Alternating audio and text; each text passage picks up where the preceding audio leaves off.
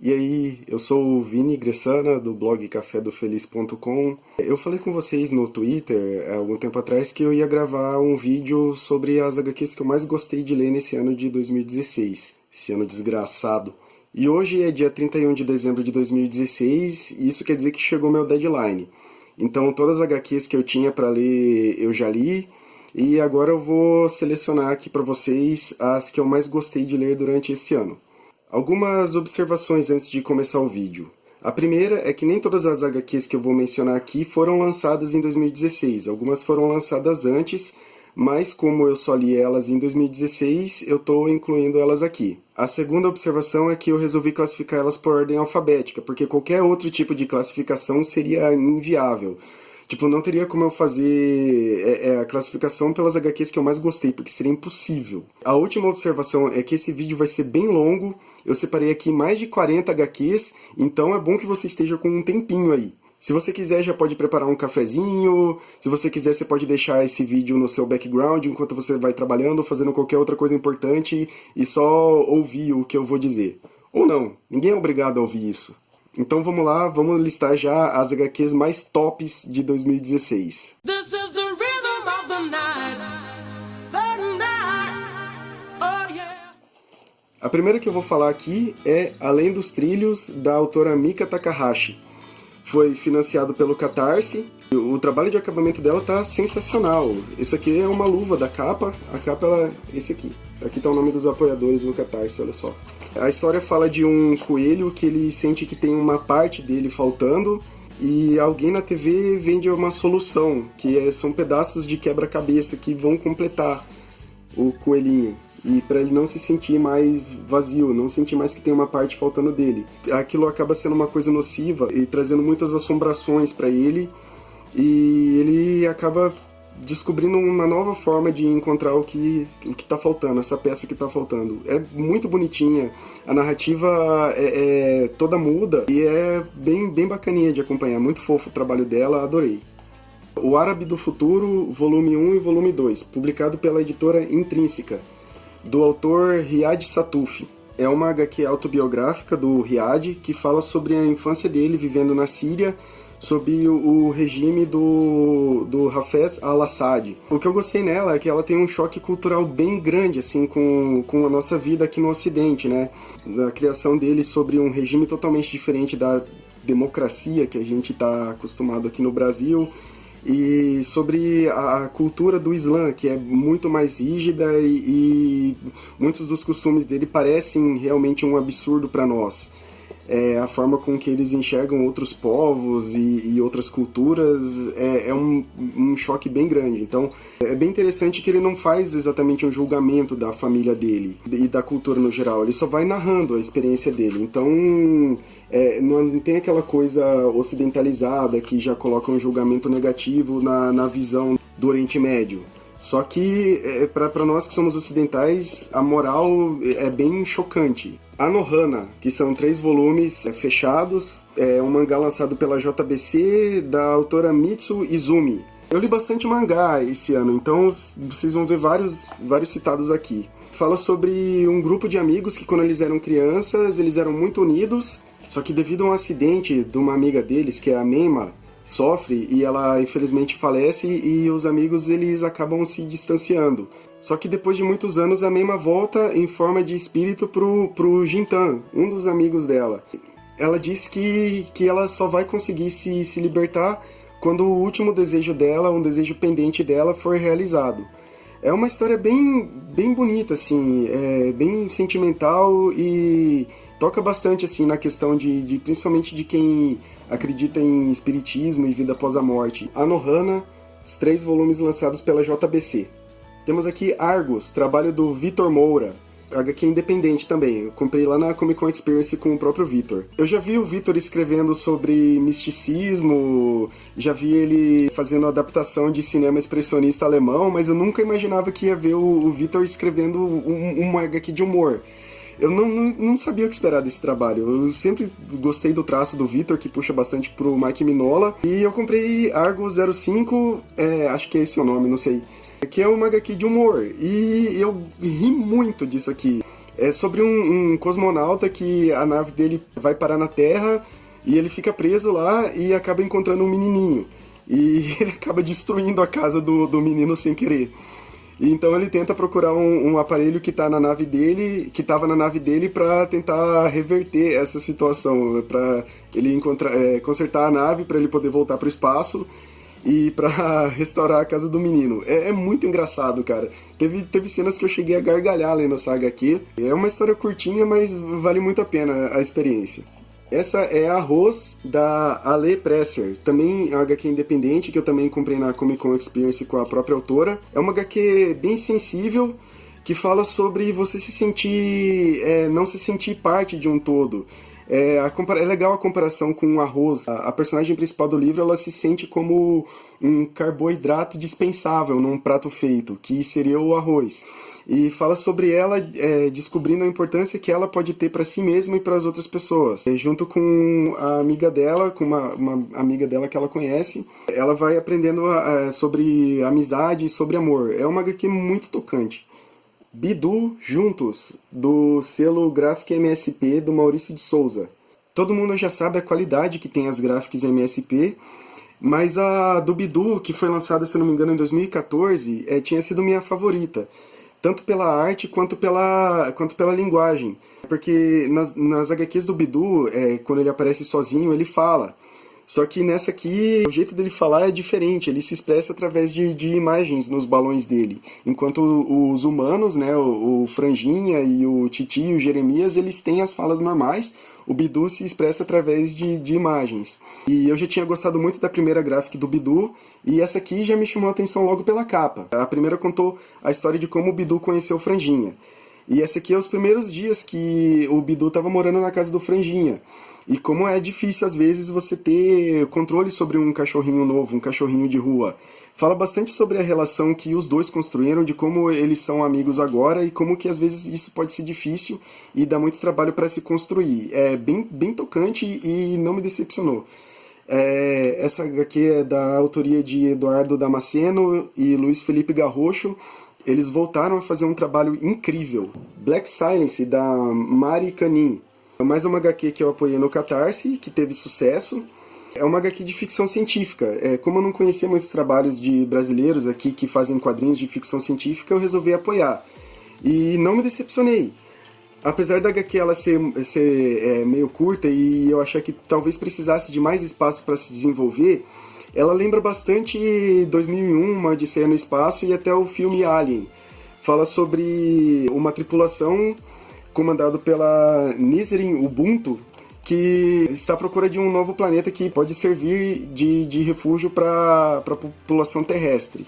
O clima de suspense, a atmosfera de isolamento no espaço, me lembra bastante o estilo do Kubrick, e eu gostei bastante desse trabalho da Mari. E eu estou ansioso para que ela lance mais trabalhos no futuro, e com o tema de ficção científica, inclusive. Cada um com seus problemas, do Wesley Samp. O Wes, para quem não sabe, ele fazia o Levados da Breca, ele lançou o livro Depósito do Wes no ano passado, e os problemas eles já estavam presentes nesse livro que ele lançou no ano passado. E ele resolveu lançar um livro só com esses personagens, que parecem um gengibre com olhos e boca.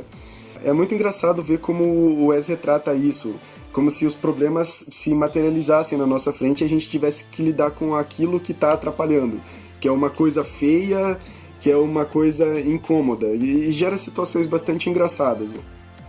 Cerulean, da Catarina Baltar, também foi financiada pelo Catarse. Eu apoiei bastante projeto no Catarse esse ano e fico feliz que muitos deles conseguiram bater sua meta. Cerulean conta a história de uma sereia que é apaixonada por tecnologia. Ela descobre sem querer um celular na beira do mar, e ela fica encantada com aquilo e ela quer vir para o mundo da superfície para ver o que mais nós humanos temos a oferecer nessa questão dos avanços. É uma HQ muito bonita. Ela tinha me chamado a atenção logo pelas cores, que ela toda pintada em aquarela, e eu descobri que a autora ela tinha feito a história original pelo Inktober, que está nos extras. E ela resolveu expandir a história e lançar um livro, e o resultado ficou lindo, incrível. É uma HQ bem bonitinha para se acompanhar, então mais uma recomendação aqui. Contos Feitos para Deixar Você Doido, do Leonardo Maciel. O Léo Maciel é um dos desenhistas mais fodas que eu já conheci. Ele tem um humor bastante parecido com o humor da Mad. E essa revistinha dele aqui, ele faz uma paródia do He-Man, que é o He-Man. E ele faz uma paródia também com o Crepúsculo, que é Tardinha. Tem outras tiras também que são originais do blog de webcomics dele, que é o Na Bunda Nada. Cara, o humor do Léo é muito, muito filho da puta. E apesar de ser uma revista curtinha, eu gostei bastante de ler. Então tá aqui, Léo Maciel, Contos para Deixar Você Doido. Diário de um Super Especial de Natal, escrito pelo Eric Peleias e desenhado por vários artistas. Inclusive tá aqui o próprio Léo Maciel, tá também o Felipe Nunes, tá o Leonardo Finocchi, tá a Mika Takahashi, um monte de gente. Quem não conhecia o trabalho do Eric no Diário de um Super, ele estava lançando uma série pelo Social Comics, que fala sobre o único menino do mundo que não tem superpoderes. E ele resolveu fazer um especial de Natal. O que eu gostei mais nele é que me lembrou bastante aqueles desenhos animados que a gente assistia quando era criança, que sempre tinha um especial de Natal. E eu gostei bastante dessa sensação, sabe? Porque é bem o clima de fantasia da série do Eric pro Social Comics. E ele trouxe isso em uma revistinha única. Eu não sei se ele vai imprimir mais, porque ele tinha financiado também pelo Catarse e falou que só ia lançar na Comic Con Experience. 2, do Michel Ramalho. O Michel é um dos caras mais fodas que eu já conheci na questão de ilustração. E esse aqui, ele fez no 24 Horas de Quadrinhos, que é um desafio que você tem que criar uma HQ de 24 páginas e 24 horas. Eu não... Falei assim, puta, eu não sou doido de fazer um negócio desse porque eu não vou conseguir. Esse cara foi lá e fez. E ficou muito bom. É uma história de amor, utilizando bastante a linguagem dos signos, da astrologia. Que eu não curto esse assunto, eu vou falar a verdade, mas o Michel deu um jeito de fazer uma narrativa bacana, englobando todos esses números, e como que a gente tenta fazer a pessoa se encaixar na nossa vida através de algum significado maior. Êxodo, nos bastidores da Bíblia, por Carlos Ruas e Leonardo Maciel. Ó, o Maciel aqui de novo. Todo mundo já conhece o trabalho do Carlos Ruas, num sábado qualquer, e essa é a primeira graphic novel dele que ele lança, junto com o Leonardo Maciel, que é um cara extremamente foda. É a adaptação do livro do Êxodo da Bíblia, que é a fuga dos hebreus do Egito, com aquele humor típico do Carlos Ruas, num sábado qualquer. É genial, cara. Ele tá visceral nesse livro aqui. Ele não poupa nada. E ele deixa tudo embasado. Ele coloca lá os capítulos e os versículos que ele tirou, por mais absurdos que possam parecer, tá escrito. Então, quem tem algum preconceito com textos religiosos adaptados, não tem o que reclamar, cara. Tá tudo ali. O Escultor, do Scott McCloud. O Scott McCloud é um teórico dos quadrinhos. Acho que quase todo mundo que faz quadrinhos já leu os livros dele. E esse aqui é uma graphic novel que ele lançou em 2015, que fala sobre o David, que é um jovem escultor que se sente muito, muito infeliz, perdido com o trabalho dele, com a vida pessoal dele e com todas as relações que ele tem, familiares inclusive. E ele tem um encontro com a morte que oferece para ele o dom de ele poder esculpir qualquer coisa, qualquer tipo de material com as próprias mãos. E em troca disso ele só viveria daqui a 200 dias. Ele só teria mais 200 dias de vida. Então ele tem que ver o que ele vai fazer com a vida dele durante esses 200 dias, que é criar o máximo que ele pode. Quando eu abri essa HQ e vi as primeiras páginas e vi essa página aqui, eu falei assim, puta que pariu, cara, eu aposto que eu vou chorar lendo essa merda. Não deu outra. É emocionante, cara. Todas as lições que ele tinha ensinado no livro dele, desenhando quadrinhos, ele aplicou aqui. E realmente fez você se sentir parte daquele universo e fez você se sentir próximo àquelas pessoas, que é esse o grande trunfo dos quadrinistas. Fábulas, a despedida, da Vertigo, publicada pela Panini Comics. Trabalho do Bill Willingham e do Mark Buckingham. Essa aqui é um pouquinho complicada. Eu sou muito fã do universo de Fábulas, eu adorava acompanhar a HQ. E essa é a história que ia dar um ponto final ao universo, que ia revelar o destino dos personagens. E assim, o penúltimo volume, ele criou uma antecipação muito grande em mim, porque ele prometeu uma guerra muito foda entre a Branca de Neve e a Rosa Vermelha.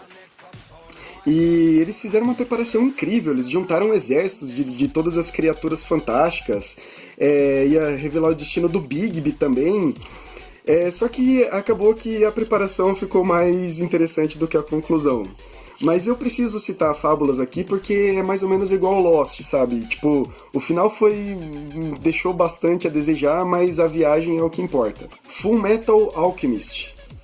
Aqui todos os volumes lançados pela JBC até agora, que é até o volume 5, da Hiromu Arakawa. Eu não acredito que eu nunca tinha assistido esse anime nem lido esse mangá, cara, porque isso aqui é uma das melhores coisas que eu já li. É um mangá sobre 2 irmãos praticantes da alquimia que perderam a mãe e tentaram cometer o tabu da transmutação humana, que é transformar através da alquimia vários elementos em vida. E isso na alquimia é um tabu. E por causa disso o Edward perdeu um braço e o irmão do Edward, que é o Alphonse, perdeu o corpo todo. E ele teve a alma dele transmutada numa armadura. Além de toda aquela questão da ação, dos animes e mangás do gênero shonen, ele toca em temas bastante interessantes, como militarismo, como relações familiares, como perda, e é bem emocionante. Tem muitas passagens bem emocionantes já nesses 5 volumes. E eu não acredito que eu nunca tinha lido esse mangá e eu tô ansioso para ler os próximos. A História Mais Triste do Mundo, de Eduardo Medeiros, é um gibi independente também.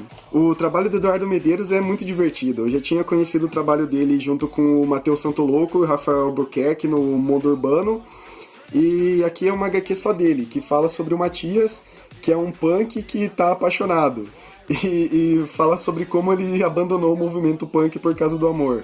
É uma historinha curta, mas é muito divertida.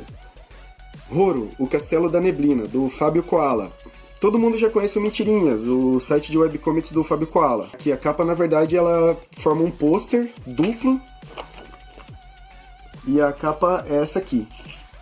Ele já tinha lançado 2 graphic novels antes do Monstro, e quando ele me falou que ia lançar do Horror, eu fiquei muito feliz porque ele era o meu personagem favorito do Mentirinhas. Na época ele ainda não tinha nome. E bem diferente do Monstro 1 e do Monstro 2, ela não tem mais uma pegada tão sentimental, assim. Ela vai mais pela filosofia. Ele aborda com uma visão bem interessante temas como política, como poder, como busca pelo conhecimento. É um trabalho lindo.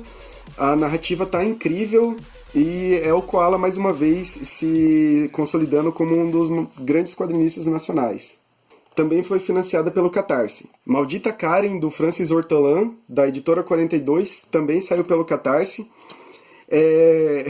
É muito engraçado isso aqui, cara, porque quando você cria uma história, você procura fazer um protagonista que você possa se identificar e que você goste dele. A Karen é uma protagonista completamente detestável. Ela é uma japonesa às avessas, igual ele diz.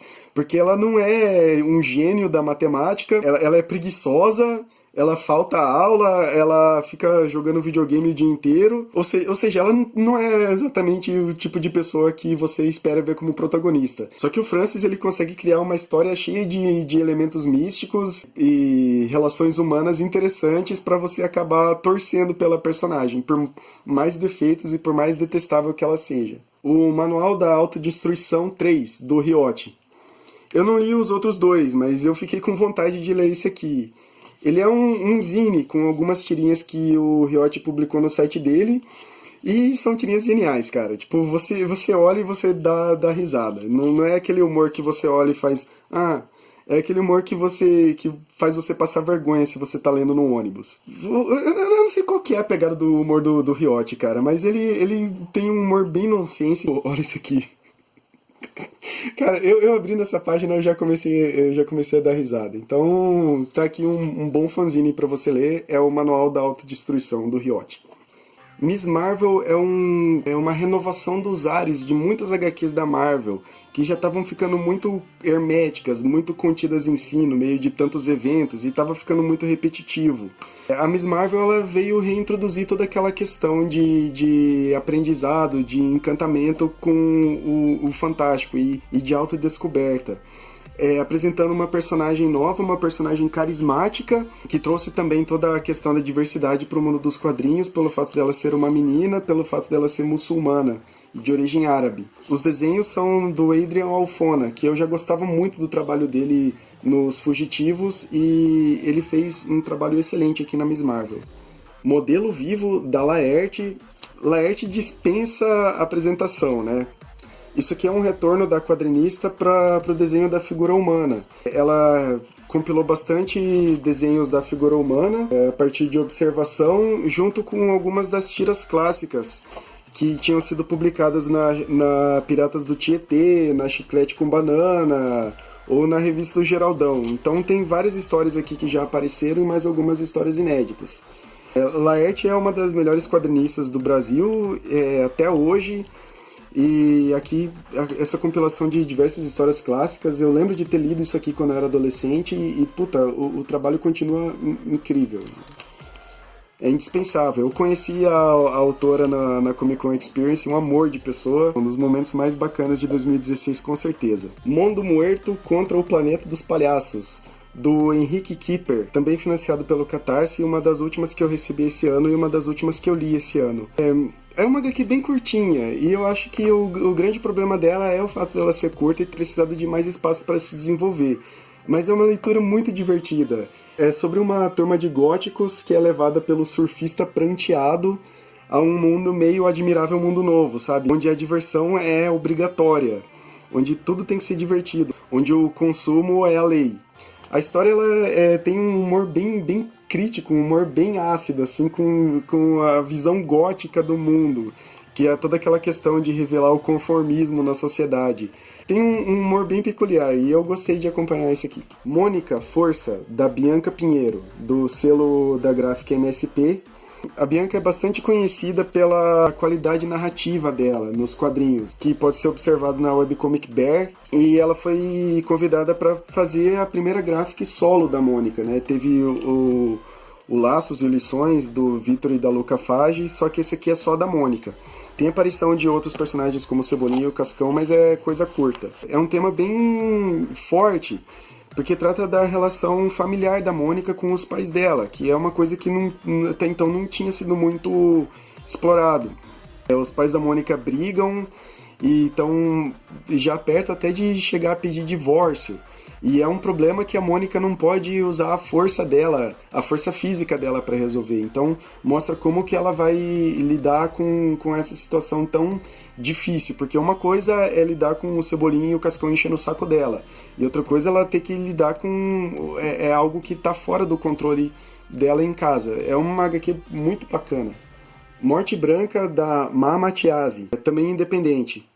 Lançado na Bienal de Quadrinhos, que foi onde eu comprei. Eu queria entender como que a Ma consegue fazer tanta coisa ao mesmo tempo, porque ela é escritora, ela escreve livros, ela faz webcomics, e ela trabalha com commissions, tem um trabalho de uma qualidade incrível, aliás, e ainda conseguiu fazer uma HQ toda desenhada em caneta esferográfica em um mês, praticamente. É uma HQ de terror, uma das poucas que eu li esse ano, além de Hellblazer. Na verdade, é a única independente que eu li de terror.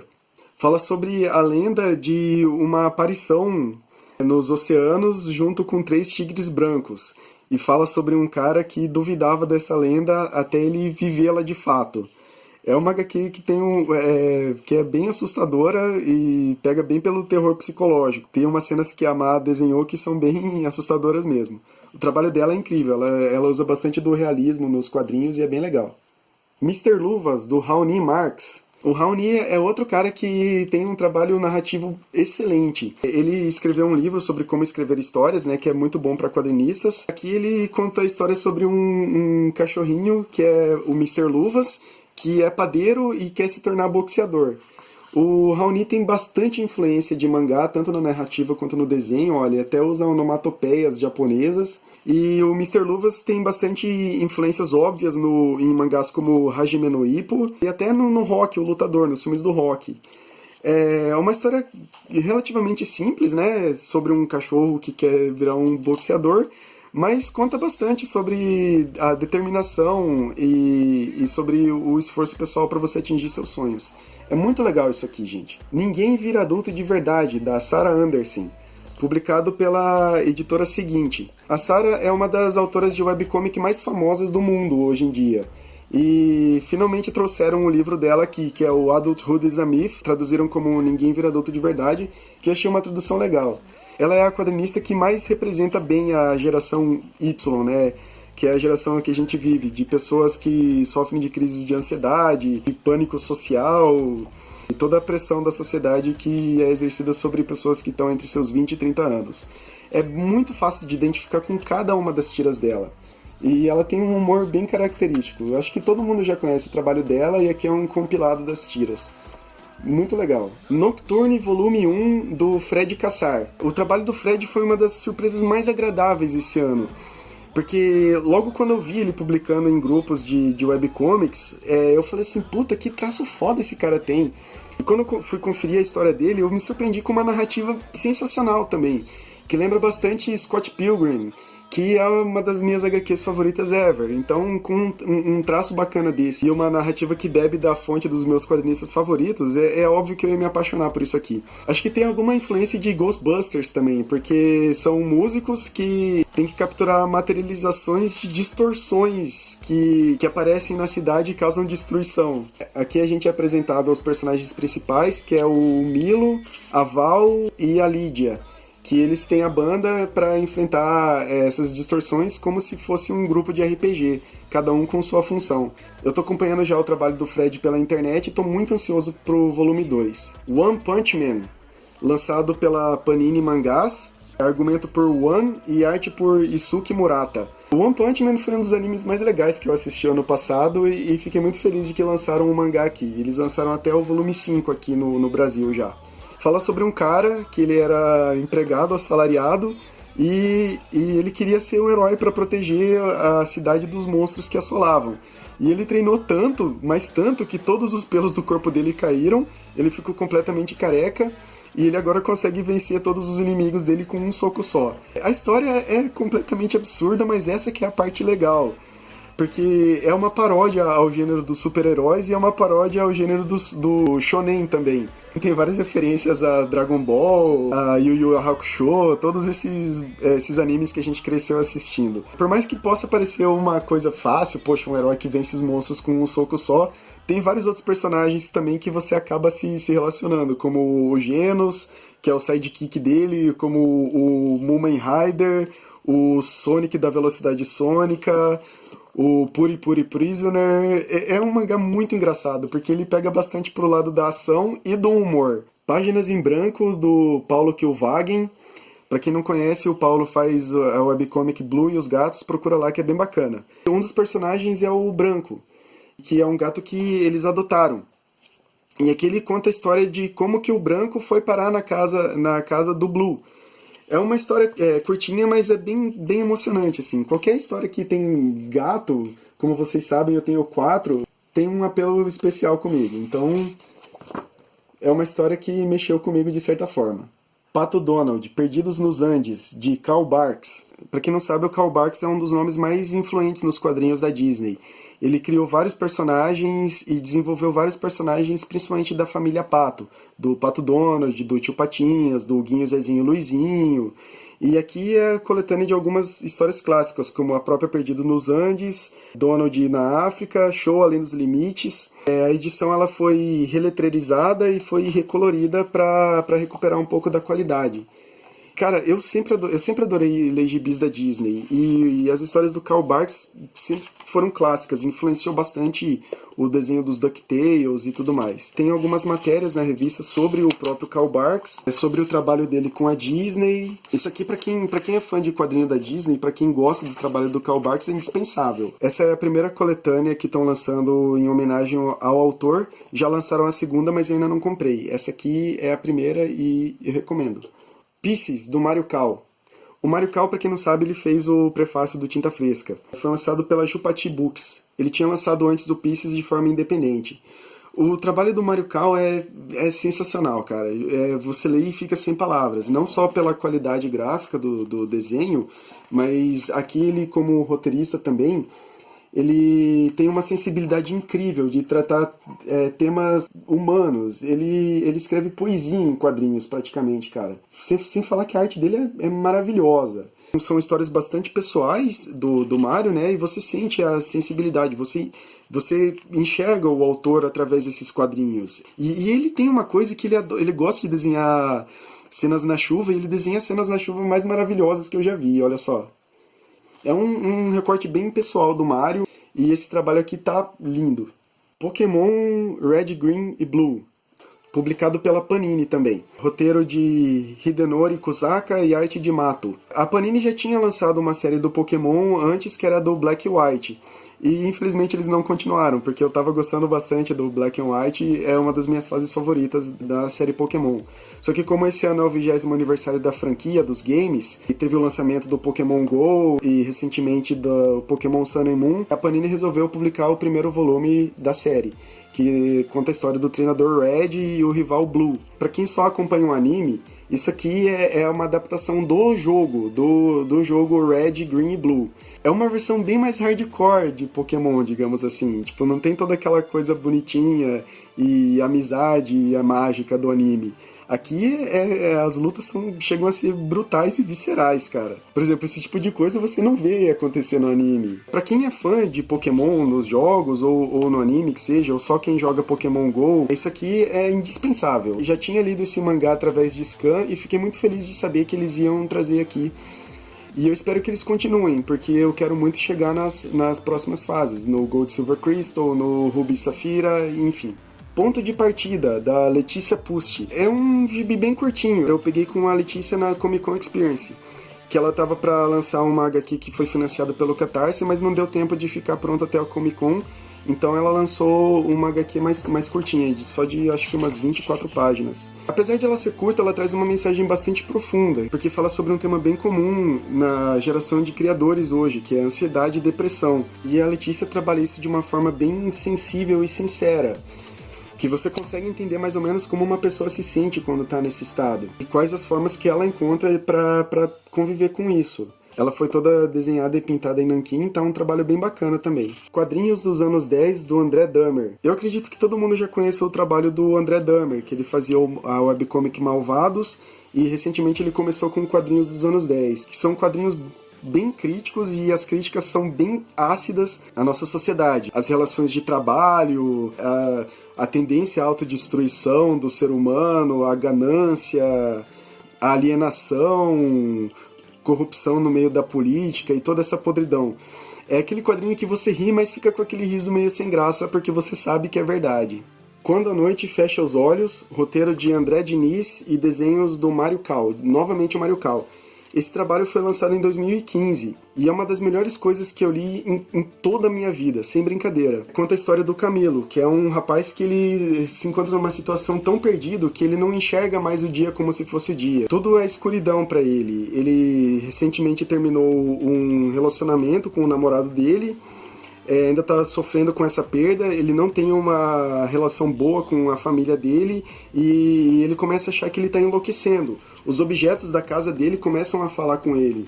E eu achei incrível assim como é retratado esse período, pelo fato dele não enxergar mais a luz do dia. Tudo ser escuridão na vida dele. Mostra como que ele vai lidar como que ele lida com isso, como que ele vai encarar todos esses demônios para ele não sucumbir à loucura. O texto do André Diniz também é incrivelmente sensível e tocante, e mais uma vez o Mário Cal faz um trabalho sensacional. Aqui mais uma cena de chuva que ele desenha. Quando a Noite Fecha os Olhos, é uma das HQs que me fez chorar esse ano. Rei Bocó, por Rafael Marçal, financiado pelo Catarse também. É meio complicado você fazer quadrinhos autobiográficos, porque corre o risco de ficar uma coisa muito egocêntrica. Só que o Marçal sabe fazer isso muito bem, cara. É a continuação do Eu Bocó dele, que foi lançado em 2015, e aqui mostra como ele se tornou o rei da Vacilândia. É muito legal que o Marçal ele consegue criar um engajamento entre todos os leitores dele, sabe? Tipo, ele tem o clube no Apoia-se e ele criou tipo o reino da Vacilândia e os súditos. Ou seja, ele cria um engajamento entre os leitores dele e cria toda uma identidade para uma HQ autobiográfica.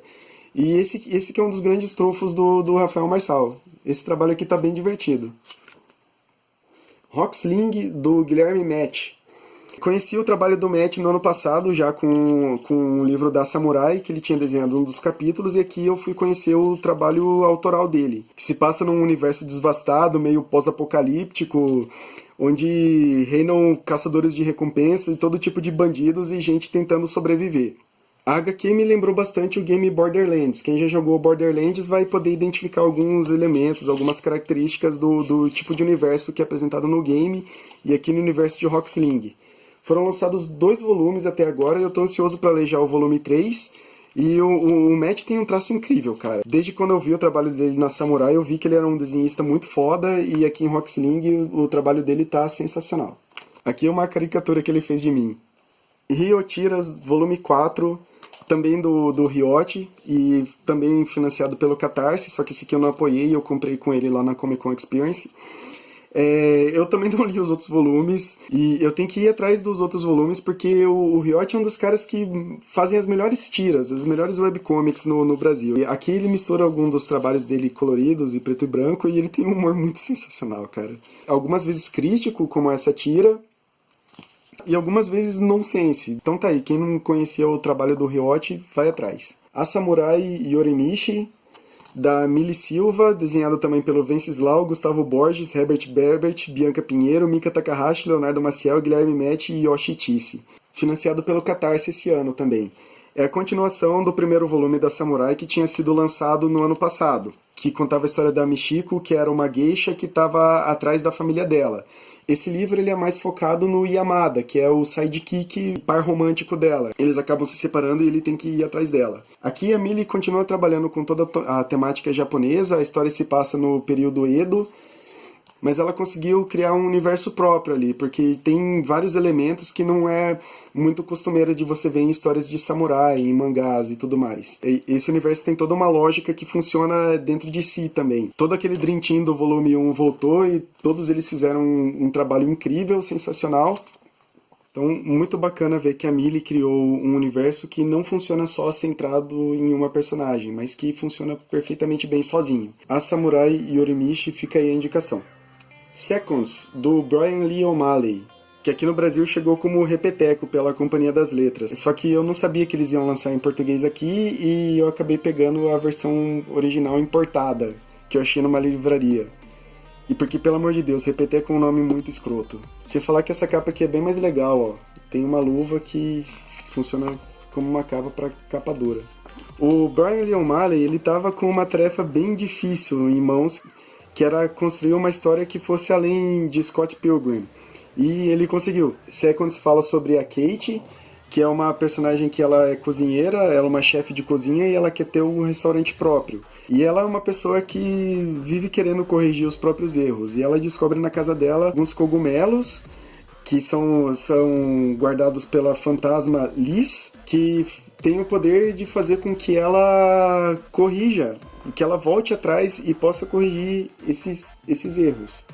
E isso vai gerando várias situações que acabam saindo do controle dela. Tá muito bacana essa HQ, essa graphic novel, ao contrário de Scott Pilgrim, ela já saiu toda colorida.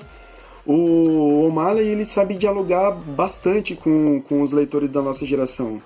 Ele sabe utilizar bem a nossa linguagem. Acho que isso que torna o autor tão contemporâneo. E ele cria personagens tão interessantes quanto ele já tinha criado no Scott Pilgrim antes.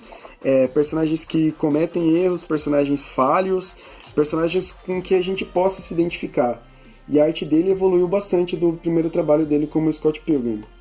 Então tá aqui, Seconds, ou Repeteco, se você preferir. Superman, As Quatro Estações. Esse aqui também acho que já tinha sido lançado aqui antes, mas como eu não achei, eu comprei ele importado mesmo, o Superman Four Seasons. Também vem com uma luva da capa pelo Jeff Loeb e pelo Tim Sale. O Jeff Loeb não é um dos melhores roteiristas dos quadrinhos. Na verdade, ele é bem ruim. Mas quando ele junta com o Tim Sale para criar uma história junto, os dois fazem uns trabalhos incríveis. Eu comprei esse aqui porque estava perto de estrear o Batman vs Superman, né? E eu queria ter alguma coisa do Superman original, porque vamos combinar, Batman vs Superman foi um filme horrível, um filme bem bosta e não retrata o Superman como ele realmente é. Porque ao contrário do que faz parecer os filmes, que é um personagem que, tipo, com poderes divinos, que a gente, meros mortais, jamais se identificariam, aqui os autores mostram o que faz o Superman ser, na verdade, um humano, não um alienígena na Terra. E você consegue entender o que é o personagem, que nada mais é do que um cara que descobre que o mundo é muito maior do que parece pra ele. Porque ele é um cara que sai de uma fazenda no Kansas para morar na cidade grande de Metrópolis. Então isso é um sentimento que muitos de nós identificamos, que isso não foi traduzido pela Warner nos filmes. E essa aqui é uma obra maravilhosa, tipo, tanto na escrita quanto na arte do Tim Sale, que tá linda. Que realmente trata a grandiosidade do personagem, que realmente mostra por que ele é o maior super-herói de todos os tempos. Então, eu não sei quando que foi publicado aqui, se foi publicado pela Panini aqui no Brasil, mas quem tiver a oportunidade de ler Superman As Quatro Estações, leia. Viva Intensamente, pelo Will Leite. O Will, mais uma vez, se consolidando como um dos maiores criadores de tiras do Brasil. Esse aqui é inspirado na série Viva Intensamente dele, que são tiras filosóficas sobre cachorros, que é a minha seção favorita do Will Tirando. No ano passado ele tinha lançado o Will Tirando volume 1, e agora ele lança só sobre a tira dos cachorros. Tem algumas das primeiras que foram publicadas. E da mesma forma que o livro dele no ano passado, além dele ter lançado as tiras, ele lançou uns doodles, né, uns desenhinhos assim do lado. Só que diferente do Will Tirando volume 1, os desenhinhos aqui eles formam uma história completa. Antes ele lançava só um desenho aqui assim no canto das páginas comentando a última tira, fazendo uma nova piada. Aqui o compilado das tiras ele é feito numa ordem que conta uma história e que os cachorros ao lado vão narrando. É incrível, sensacional. Aborda muitos temas filosóficos, como vida, como a busca por Deus, como o tema principal também, que é a efemeridade da vida e a descoberta da própria mortalidade. É incrível, cara. Isso aqui é um dos melhores trabalhos em tiras de quadrinhos que são lançados no Brasil. Shampoo, volume 1, do Roger Cruz. O Roger lançou recentemente o volume 2, mas como eu não conhecia a série Shampoo ainda, eu comprei só o volume 1 para ver qual que era. E agora eu quero comprar o volume 2. Isso aqui é uma série de quadrinhos sobre vida pessoal de headbangers. Sobre como era ser um headbanger na década de 90, que era o meio que o Roger estava inserido. Ele fala sobre a vida pessoal de alguma galera do metal que divide um AP. Fala bastante sobre a relação entre esses amigos, sobre o estilo de vida dos headbangers da década de 90, sobre as relações que eles criam. Eu imaginei que ia falar mais sobre música, sobre banda, sobre galera e sobre bebedeira, mas eu me surpreendi em ver que fala bastante sobre questões pessoais, sobre relacionamento, sobre amizade. E a arte tá incrível, sensacional. Uma espécie de caricatura. O Roger Cruz já trabalhou bastante com a Marvel e com a DC, então eu esperava que o trabalho dele tivesse mais a ver com comics. Só que ele pega um traço bem caricatura, e eu achei sensacional. Tanto a arte quanto o roteiro disso aqui tá muito bacana. O Shampoo é uma publicação da Stout Club, publicado pela Panini Comics.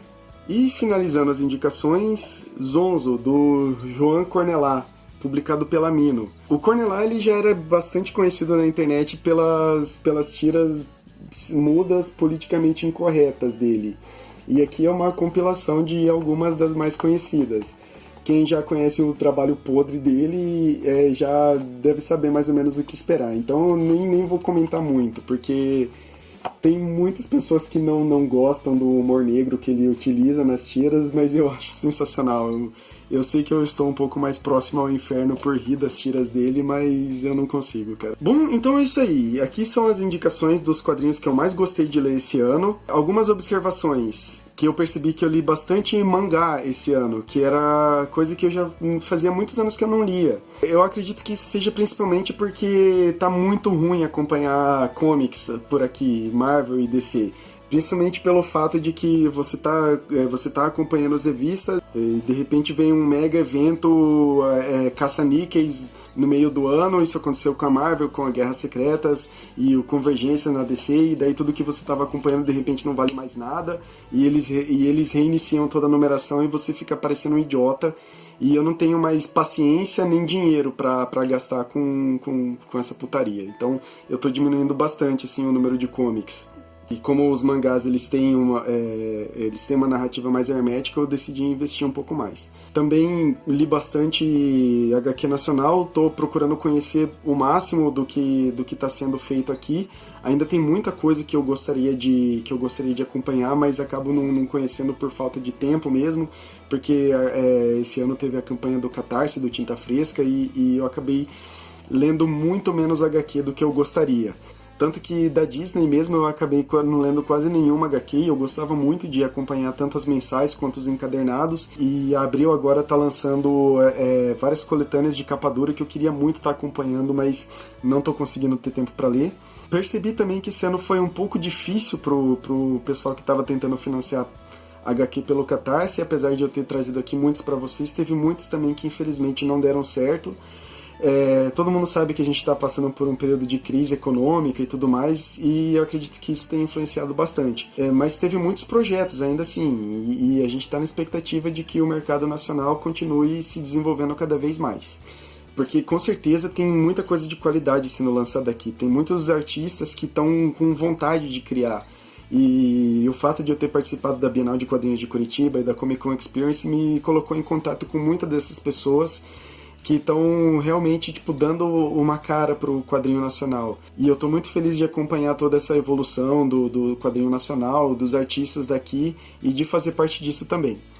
Então, obrigado por vocês terem ficado comigo aí até agora. Eu espero que alguns desses títulos sirvam como indicação de leitura para vocês, porque são quadrinhos muito bons, de grande qualidade. Então, é isso aí. Tchau, tchau.